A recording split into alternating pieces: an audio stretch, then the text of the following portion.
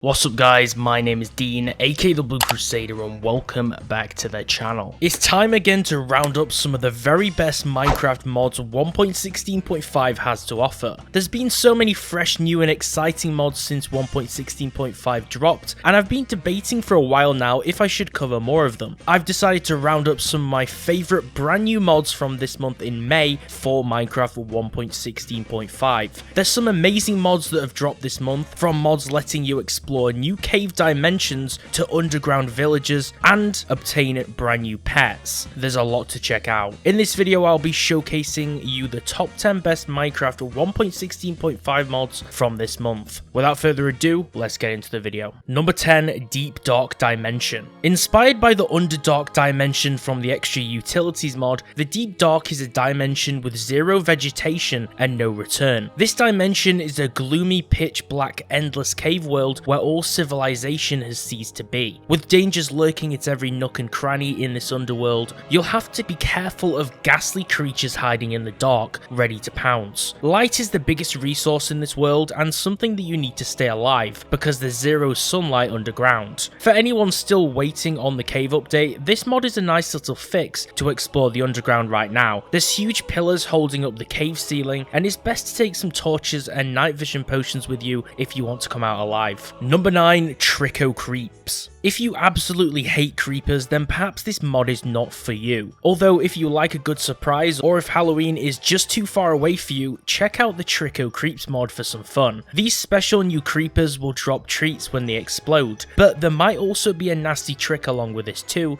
so beware. Candy powder is one of the treats that drops, which doesn't restore much hunger, but it makes you do a small non-destructive explosion, which doesn't damage you, but can be used to gain height in rocky scenarios. If you're on the hunt to find these guys, you'll have to delve deep into the dark oak forest biomes to locate them. Number 8, Guardians Galore. The Guardians Galore mod adds a collection of summonable mobs in the game that are tameable animals that force hostile mobs to despawn. These mobs give the same feeling as Pokemon. They're cute and they come in many variants, with 12 new types of tameable animals, with over 60 total variations that are fully animated with custom sounds and multiple skins to them. The mod also has 17 new blocks, 14 new crafting recipes and much more. The summoned animals will remain around the location you summoned them, but when you tame them, they will follow you around endlessly just like wolves and dogs. Anchor stones are used to summon different types of guardians, and they're used also as a home base. You can make bowls of food and emplace them on top of these anchor stones, with 12 types of them that are used to summon different guardians.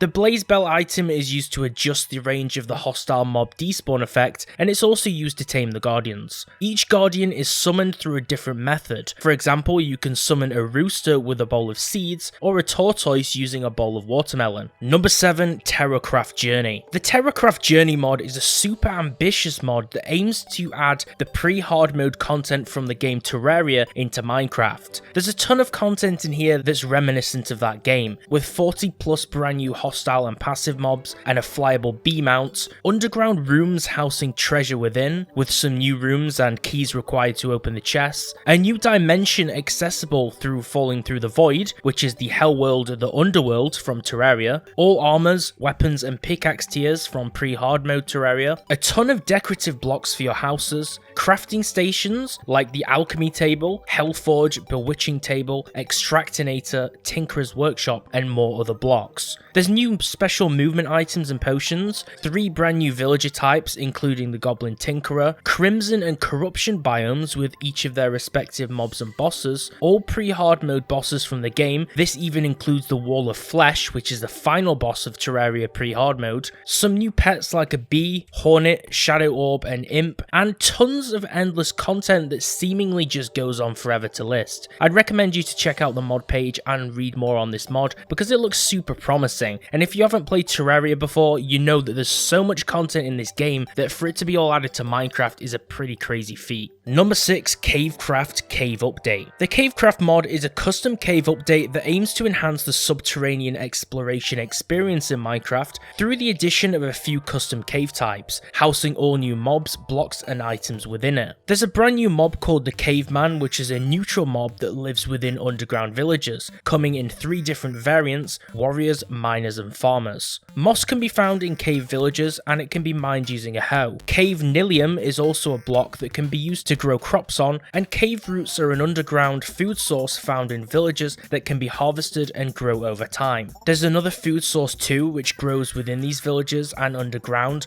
which are called glow shrooms. As for items, there's heated iron armor, which is a new armor set with stats ranging between iron and diamond, which you can find in the new villages. The cave villages are variants of standard villages that spawn underground, and they have far different loot to normal villages, with a random chance for a blacksmith to spawn, which is where you'll locate that new armor. Number 5, Felix's Creatures. This new animal mod adds a few brand new mobs into Minecraft, with plans to add a few more in the future too. Currently there's a few nice mobs in here. There's the penguin, which spawns in snowy tundras and ice spike biomes, dropping penguin hide, which you can then craft into a penguin hide backpack. Shroom guys that spawn in red forests and drop flesh. Rhinos that drop horns and spawn in savannas, as well as some other brand new mobs too, like the king snail, blue king snail, piranhas and lions. Not to mention the red forest biome, which is a brand new biome that the Shroom guys spawn in. Number 4, Cold Steel. Cold Steel is a new mod that adds a large selection of fresh and exciting weapons into Minecraft, with a bunch of awesome RPG-like stats. Each weapon within the mod gains a sum of XP with each attack, increasing the weapon in rank. Each rank of the weapon grants it a unique and special randomized ability which can also stack, increasing the effect and thus the power of the weapon. The tooltip will show the weapon's rank, its max rank, the current XP, the XP to level up, and the slots for the ability stones, which are items that can be used on the weapon. Throughout playing, you'll stumble upon cold steel chests in game that, when opened, will grant you either a random weapon, an ability stone, a cold steel XP bottle, or a cold steel ingot. The cold steel XP bottles will instantly grant XP to your weapon, and the ingots are used to repair them in an anvil. Number 3, Dragons and Pets. Inspired by two very popular mods, Inventory Pets and Ice and Fire Dragons, the Dragon and Pets mod adds 3 brand new types of inventory pets, which are the Fire Dragon, Ice Dragon, and the Lightning Dragon, the 3 main types from the Ice and Fire mod. These different pets can fly around freely and fire their unique abilities just like how they can in Ice and Fire. To feed them, you'll have to give them dragon meal, so make sure to make a lot of it. To craft the pets, you use the specific set of dragon scales and the dragon heart to the type of the dragon that you want, along with a nether star to craft your favorite dragon pet. I'm not 100% sure if they do use the same textures, but the dragon scales look exactly the same as the ones in Ice and Fire. Number 2, more villagers. If you want to add some more layers to the standard vanilla NPC villagers, the More Villagers mod makes them far more interesting by making them sell much more useful items and by bringing all new villager jobs to the game, along with fresh unique trades and workstations too. This mod is still in the works, but there's plans to add new villager types and some more features in the future. There's a lot of really great village upgrade mods, but this particular one stays humble to the vanilla style, which is why it fits so well into the game. Number 1, Kobolds. Kobolds is a mod which adds tiny lizard people who live underground to the game. These new underground critters can be located inside their own dens, which generate structures below. These guys are neutral to the player, and if you have some emeralds, you might just be able to trade with them. The standard kobold mob will spawn with a sword or a crossbow and can even be bred. Although they'll be friendly to you and even endermen, they don't take too kindly to other villagers or illagers and undead either. If you drop a standard kobold an axe, they will inspect it and then they'll equip it, making them a warrior kobold in the process. The warrior type focuses not on trading anymore, but more so on defending their base from the surrounding threats, and they use a shield and axe with much heavier armor, making them a lot more tankier to block damage. The enchanter kobold type is a passive variant that's located inside a large den and cannot defend itself. These guys will supply potions within the kobold dens and enchantments for their equipment too. They'll also sell these items to a player for the right price if you have the emeralds on hand. You can breed kobolds together by seeking out a normal kobold and a warrior kobold by giving apples to the standard one, which will then give it a 10% chance for it to breed,